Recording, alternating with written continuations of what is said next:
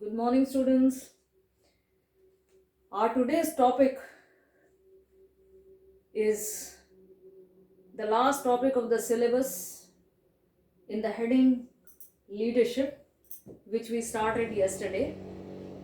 We learned about leadership. What is leadership? Very briefly, I would just like to just revise whatever we learned yesterday. Leadership, it is considered as a process of influencing the behavior of individuals, those who are the subordinates or the managers in the organization, towards achievement of organizational goals. And we had learned that there are so many qualities which the leaders can have, and the more are the qualities, leadership qualities, which the leader acquires over time, the better leader he or she becomes in the organization. But we have to understand one thing more, that in managing the organization, although the qualities that may be, some of the qualities may be inherited, some of the qualities may be inborn in a person, which can make a person a good leader, but each and every person has his or her own style of leadership. So leadership style, when we say leadership style means the way in which a leader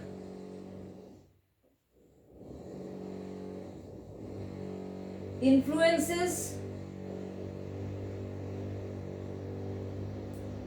or motivates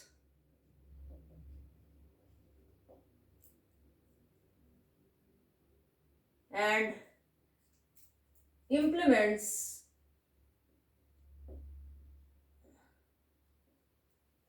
the policy decisions which is required for achieving the set goals. So when we say styles may vary from person to person, and this is one such area which is a field of research for many management experts. They have been researching over different styles of leadership, because there cannot be, you may say, one style through which an organization can be managed in the best way. And this is one concept which is evolving over time, and that is why there has been different, you may say, groups of researchers and experts. In their research findings, they have tried to classify the leadership styles in different ways. But the most popular category of the leadership style is on the basis of use of authority. On the basis of use of authority, leadership styles, they have been classified into 3 types. And this is there in our syllabus. That is why we will focus only on the basis of use of authority. So 3 types of leadership styles are there. The first is the autocratic leadership style, which is also called authoritative leadership style, or it is also called leader-centered leadership style. The second is the democratic style of leadership, which is said to be group-centered leadership style. And the third is the laissez-faire leadership style. Please, students, see the spelling. Many times I have seen in the copies that this word is laissez-faire. This is spelt and written wrong. The spelling of this word is written wrong in the notebooks. Now, this is a term which has to be correctly written in the copies, otherwise, the marks will be cut. So, laces, Laissez, fair, it is said, Faire, leadership style. This laissez faire is a French word, and this French word means let them do. That means let the subordinates do on their own. That is why it is also called free rein. Free rein. The spelling is Freerein. Free rein leadership style, or it may also be called subordinate centered leadership style. Now, if we are learning that there are three leadership styles or three styles of leadership on the basis of use of authority,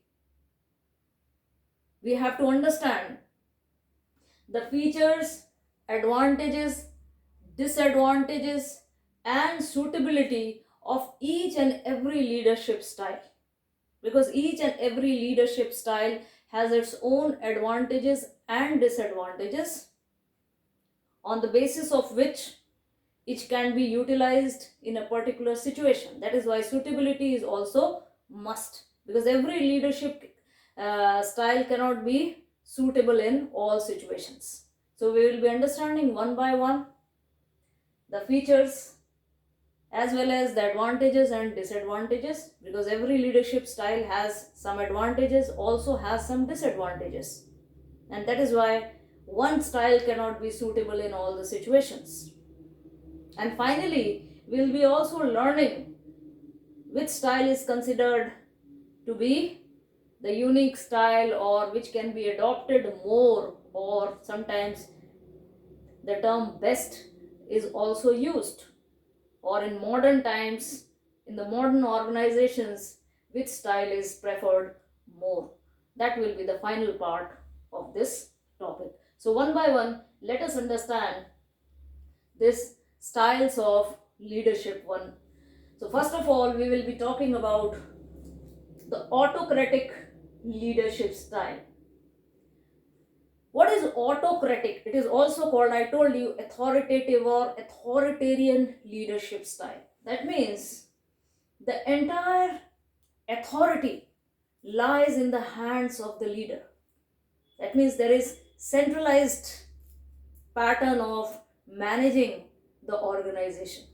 Whenever we say that leadership style associates with the way in which the leader exercises his power, takes decisions, makes policies in the organization, gets the work done, this is what is related with leadership style. So when it is authoritative leadership style, the first feature says it is leader centered. There is centralization of power. When we say centralization, that means entire power lies in the hands of the leader. He is not ready to share his powers with his subordinates in any way. And if he is taking all the powers in his hands, then that means his work is only, the second feature says, dictates orders without consultation. Now he has subordinates working under him, but as he doesn't want his subordinates to be involved in the decision making process, so his role is only to work as a dictator, and he dictates orders, he gives orders and wants those orders to be obeyed in the way in which he has exercised his power. That means in the way in which he has ordered. He doesn't want any disobedience from the order, so he works like a dictator.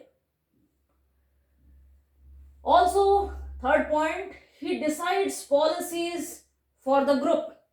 Whenever he is making policies to get work done, policies are the general guidelines to action. He doesn't consult anyone. The policies are his own, and the subordinate's role is to abide by those policies. So no consultation is there. Fourth point, no concern for employees' welfare. While he is making the policies, or you may say that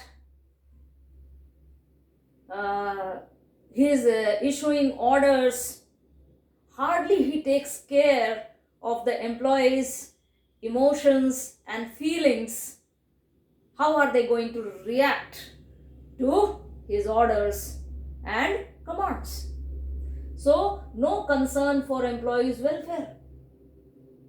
Fifth point, he does not want subordinates to influence his decisions, because he wants all the decisions to take on his own without any consultation from his subordinates. So, he is like all powerful boss. That means one man rule is there, or one man power, entire power in the hands of one man is there. So he is all powerful boss. Next point, he compels to follow his orders under the threat of penalty.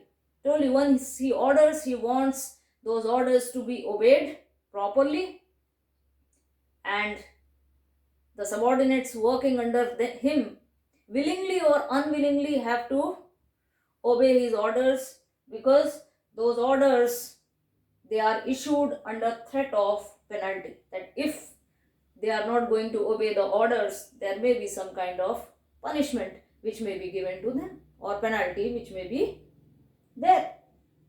So that compulsion is there. As a result, what happens? The last point, subordinates are only the yes men. Whatever the boss says, it is obeyed by the subordinates. So this is what is called the leader-centered, or individual-centered, you may also say, type of leadership style.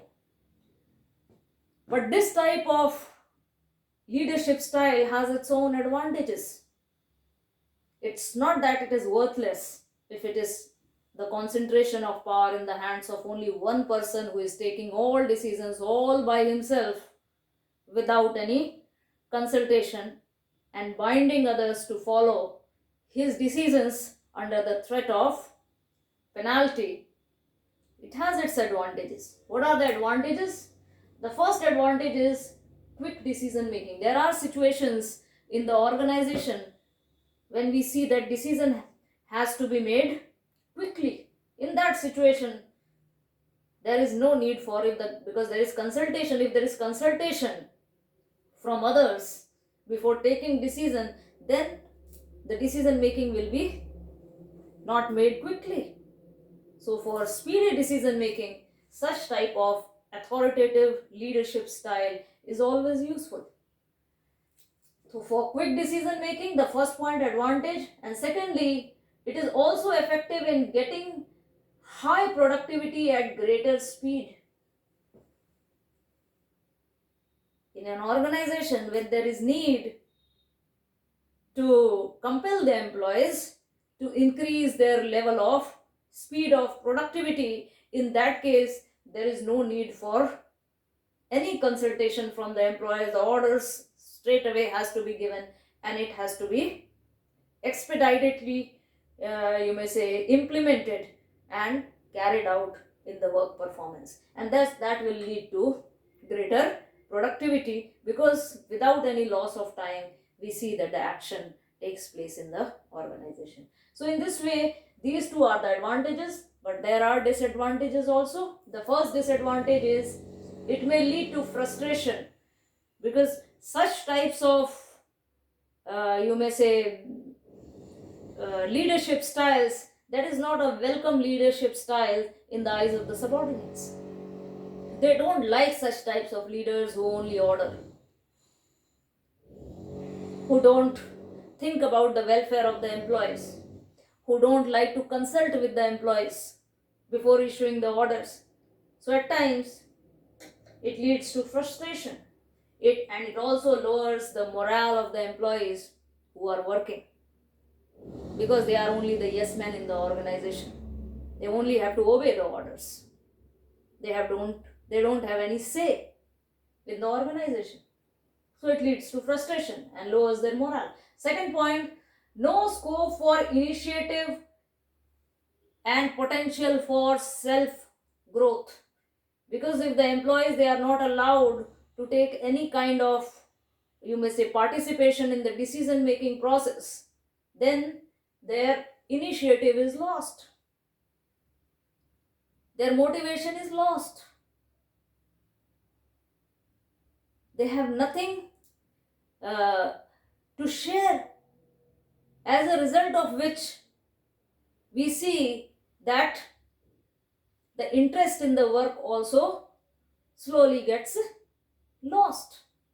If the subordinates are keen to learn new things and share their ideas and suggestions in such types of work environment, it becomes difficult for the employees to excel or to develop themselves, because there is no scope for self development. If there is no scope for any initiative, or they are not allowed to provide any suggestions on in any issues, then totally it kills their initiative and the self motivation is lost. Third point, that in such types of situation related with it is, there is a danger of protest and rebellion. Always, if the employees, they are dissatisfied, they are not happy with the boss and his attitude, the way he tries to handle his employees in the organization, there is always a chance that the protest and rebellion against the leader may take place in the organization, and that may impact adversely the organization, and that is why it is considered to be always disadvantageous. So these were the advantages, disadvantages, and the features. Now, suitability. When is the authoritative leadership style suitable in the organizations? So first, when there is very less time for decision making and consultation, then this style is suitable. And second, when the employees are not very talented or educated or experienced, in that case we see that there is no need for any consultation from the employees, and they only have to be passed orders to do the work, and the work can be carried out by them on the orders of the boss. So if the employees or the nature of the work which is related with such employees who are less educated, less talented, or unskilled nature of work, you may say, then in that case, simply, or inexperienced people working as subordinates, then there is no need for their advice or suggestions. Simply they have to be told what to do, and the work should be carried out as per the orders of the boss. So in such situations, it can be suitable. So first was the authoritative. Now we are moving on to the second type of leadership style. Just always memorize, it is on the basis of use of authority, how much authority the leader is exercising and how the authority is shared. So in first case, we see that the authority is not shared between leader and subordinates. Let us see in the second case, democratic leadership style. The word democratic means, in political sense, it means rule of people. That means Janta ka Raj, whatever the people feel, the type of government they elect. So it is the say of the people. Similarly, when we say democratic leadership styles, we see that it is also called group-centered leadership style. That means the authority that is shared by the leader with the group. And that is why it becomes a team. It is a teamwork in case of democratic leadership style. The leader doesn't exercise his authority all by his own, as in the case of first style of leadership. He consults, he invites suggestions, he infuses initiative. Always there is scope for initiative amongst the subordinates to give valuable suggestions related with the plans, related with the policies, related how the plans have to be implemented, so that each and every one who is to perform the work in the group can carry out the work by, you may say, sharing the authority and making collective decision making. So this is a situation of collective decision making, where we see that the leader and the subordinates in the group, they collectively arrive to some decision. And that is why it is called democratic leadership style. Before that, I'd just like to share the diagram, because diagram is also very, very important of first type of leadership style. You see, L here is the leader, A, B, C, D is the subordinates. And leader is giving orders to his subordinates directly. And all the subordinates working under a leader, he has to obey the orders of the leader. So this is what is the autocratic leadership style. And whenever you are explaining, whether it is asked in the exam or not, you have to draw the diagram also. When it gives a strong impact when you are trying to explain the concept with the help of diagrams. Now, second is the democratic leadership style. So the features, we have already learned what is it. The first feature says leader consults in decision making process. I already told you. Leader shares the power with his subordinates. By mutual consultation, he arrives to any decision. As a result, second point, there is scope for initiative. The subordinates, they are always given the opportunity to share their ideas, views, suggestions, and that helps the leader also in many ways to arrive to a good decision. So it is group decision making, and all the subordinates along with the leader, they work as a team. Third point. So diagram here, leader is here, L, A, B, C, D, they are the subordinates, and we can see that all the subordinates, they have been connected with the leader. That means the leader consults all the subordinates before taking any decision. So this type of leadership has its own advantage and disadvantage, which we are going to learn. The first advantage says that it increases the morale, cooperation, loyalty and confidence of the subordinates working in the group under the guidance of a leader. Although the leader takes the decisions, but that decision is the joint decision or collective decision which is made in consultation with the group members who are the subordinates. The success and failure of the decision making lies on the shoulder of the leader. But whenever the consultation is there, it is always felt that the decision will be good. And when the subordinates, they are consulted, it builds an atmosphere of cooperation, loyalty, it builds self-confidence in the employees, it boosts their morale, and in this way it is always beneficial for the organization also. if all these things is there. Second point, second advantage, it provides mutual benefit to both leader and the subordinates. How is the leader beneficial? Because better decision making can be done. If more than one people they are involved in the decision making process, always many minds, if we are working together, will come to a better solution or come to a better decision. So leader always benefits in that way by getting valuable suggestions and ideas from the subordinates. And subordinates also benefit because once they are involved in the decision making process, they feel that they are also important part of the decision making process, and that binds them to work with loyalty, dedication, cooperation, and that is always beneficial for the organization.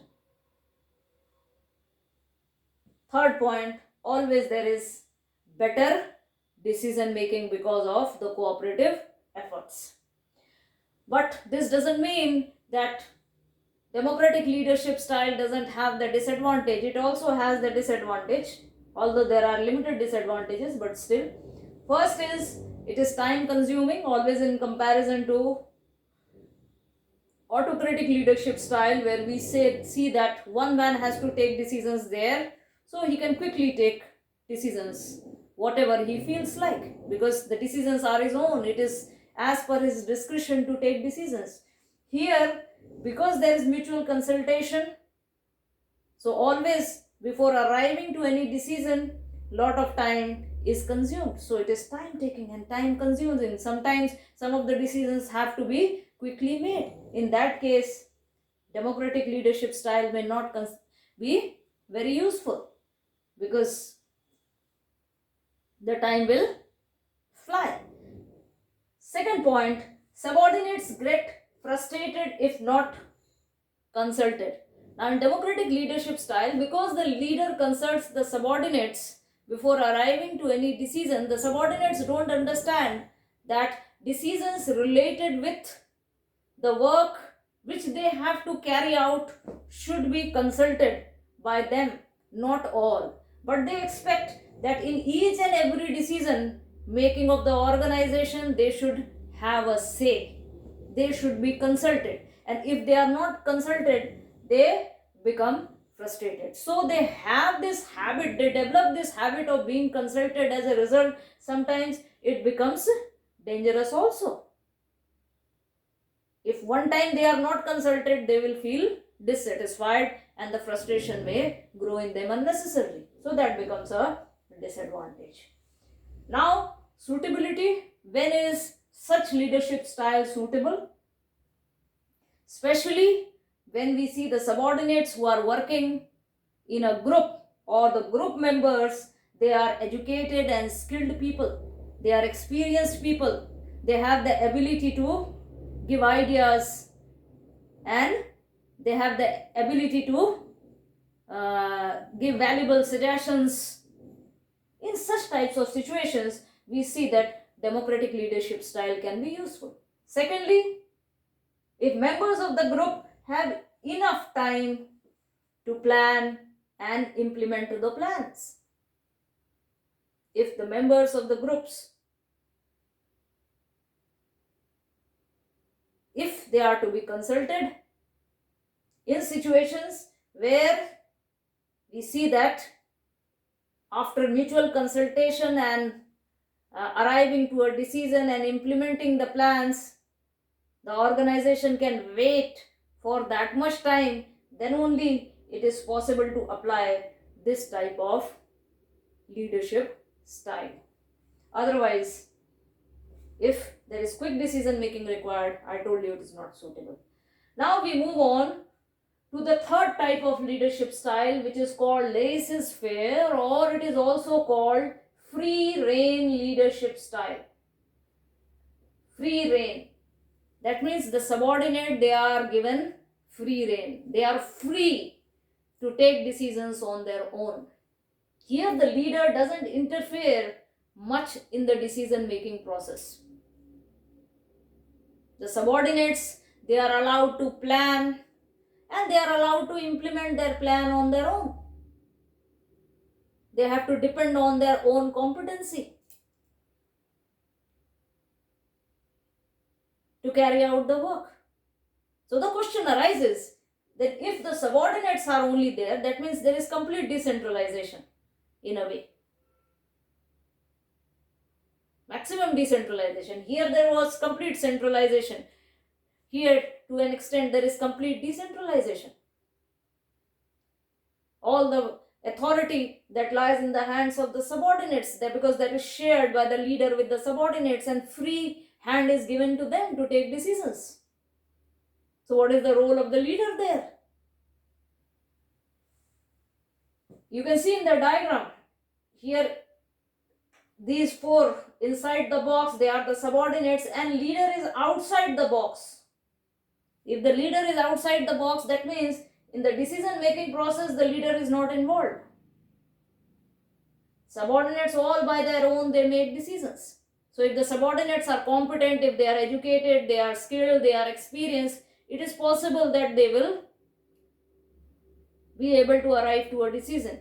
But if they are uneducated, if they are inexperienced, and if such types of leadership style is adopted, then that won't be a viable option. That won't be good for the organization, because in such situations, they won't be in a position to take effective decisions.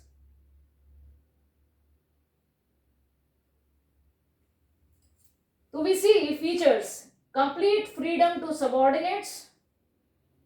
First point, to plan and to set their goals, so that they are able to plan, they are able to implement those plans, and they are able to achieve their targets, whatever they are set.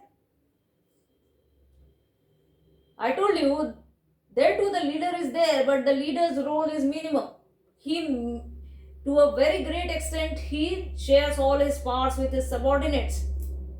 His work is only to act as an advisor. In times of any crucial situations, he may give some piece of advice, but he doesn't get involved in the regular decision making process. Also, we see, so leader arranges resources and provides advice when needed. That is the role of a leader. Subordinates take decision as per their competence. They have to do all by their own. That is why it is called free rein. Earlier also I told you, it is derived from the French word, and this French word laissez-faire means let them do.